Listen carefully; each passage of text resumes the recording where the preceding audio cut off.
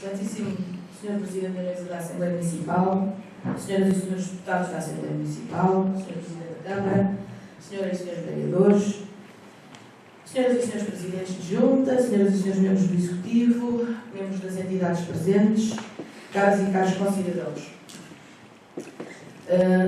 O que dizer sobre o 25 de Abril, sobre o seu antes e o seu depois, que não esteja já amplamente documentado e seja subejamente conhecido e ainda assim seja atualmente alvo de refutação opinativa. Não encontrei nada mais irrefutável do que a experiência pessoal que decido partilhar convosco hoje. Socorri-me da primeira senha. Quis saber quem sou, para talvez mais facilmente compreender o que faço aqui. Bisneta de um homem que soube o que era enterrar arcas de madeira com cereais para não deixar 7 filhos à fome quando as autoridades do regime viessem roubar o produto do seu trabalho. Neta de um homem que soube o que era comer papel, pois, enquanto operário, ser apanhado pelas autoridades com aqueles papéis seria prisão e porrada garantida. Neta de outro homem que as mesmas autoridades impediram de emigrar para o Brasil com a família em busca de uma vida melhor. Filha de um homem que foi parar uma guerra da qual era opositor, mas que ainda hoje lhe cobra na mente e no corpo aquilo que viu e ouviu. Saldou hoje, definitivamente, a sua dívida. Das atrocidades da ditadura que me foram transmitidas, não sendo a pior, há uma frase que me ficou gravada. 2 pessoas a conversar era um ajuntamento. 3, uma manifestação. A estratégia dos regimes autocráticos de dividir para reinar é eficiente e eficaz. Impedir que as pessoas conversem umas com as outras é negar-lhes compreenderem que é muito mais aquilo que nos une que aquilo que nos separa. Por defeito pessoal, académico e profissional, estou formatada para conversar e escutar, maioritariamente. E nos meus contactos com tantas pessoas e tão diferentes ao longo do meu percurso na escola pública, na academia, no trabalho e principalmente no movimento associativo, de norte a sul de Portugal e até no estrangeiro, apurei que as preocupações transversais à esmagadora maioria das pessoas podem resumir-se a 5. A paz, o pão, a habitação, saúde e educação. É precisamente esse chão comum que os regimes autocráticos temem. Eles também temem que as pessoas encontrem ao conversarem umas com as outras. Passo muito tempo da minha vida a observar grupos de pessoas a conversar e por muito que as pessoas tenham cores, origens, fés, orientações, até clubes da bola diferentes, atualmente a esmagadora maioria das pessoas concorda que a paz está em risco e isso preocupa-as. Os conflitos encabeçados por um punhado de lunáticos encareceram o pão e torna-se cada vez mais difícil alimentar uma família. A habitação é o problema mais grave que Portugal enfrenta atualmente.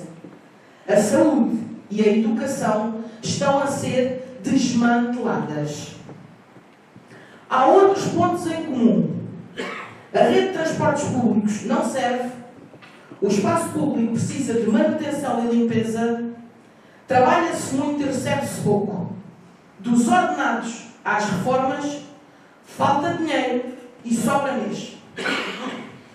A Constituição da República Portuguesa prevê, no seu artigo 2º, que a República Portuguesa é um Estado de direito democrático, baseado na soberania popular, no pluralismo de expressão e organização política democráticas, no respeito e na garantia de efetivação dos direitos e liberdades fundamentais e na separação e interdependência de poderes, visando a realização da democracia económica, social e cultural e o aprofundamento da democracia participativa. O Busilis está precisamente na soberania popular e na democracia participativa. A soberania popular pressupõe que o poder de governar vem do povo e que os cidadãos são a maior autoridade política, devendo os governantes agir em conformidade com os anseios e interesses coletivos. A democracia participativa baseia-se na intervenção direta dos cidadãos nas decisões e na formulação de políticas públicas. Contudo, voltando às tais conversas que gosto de ouvir e observar, aquilo que ouço é que a esmagadora maioria das pessoas percebe que isto está a funcionar ao contrário. Passam o tempo a convencer as pessoas de que eles é que sabem o que é melhor para elas e a impingir-lhes quais os problemas e questões com que se devem preocupar. E ignoram perentoriamente aqueles problemas que verdadeiramente as preocupam. Fazem ouvidos moucos às necessidades que são expressas. Assim, não há forma de garantir e efetivar a participação na democracia. Contrariando a tendência que se verifica no Governo Central, o poder local democrático vai se afirmando ainda com a expressão mais próxima da vontade popular. Um Presidente da Junta ou da Câmara que exerça a sua função de forma séria, que mora na mesma freguesia ou no mesmo município, que caminha nos mesmos passeios, que conduz nas mesmas estradas, que compra nos mesmos estabelecimentos, que participa nas mesmas associações, que frequenta os mesmos espaços desportivos, culturais, sociais. É alguém que não pode fugir a participar nas tais conversas e escutar as tais necessidades comuns, a conviver no mesmo chão comum da sua comunidade. Quando os cidadãos de uma freguesia ou de um concelho querem conversar com os executivos, têm a possibilidade de participar no período público de uma reunião ordinária ou de agendarem uma reunião, serem recebidos, serem escutados. Fazer valer a sua participação de forma mais célere e mais próxima. Porque a conversar é que a gente se entende e entende o chão comum que nos une.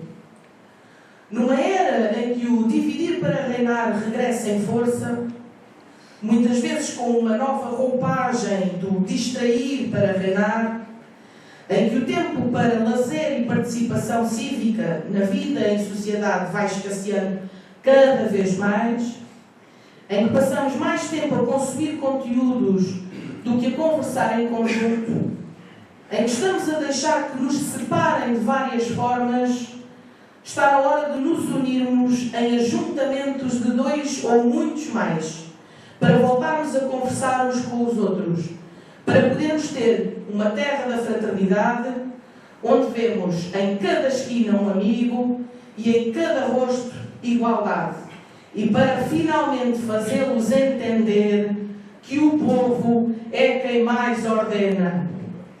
Uma minoria que faz muito barulho não está necessariamente certa, mas uma maioria que não conversa entre si e não se organiza está com certeza a cometer um erro, porque o que nos deve preocupar não é o grito dos maus, é o silêncio dos bons.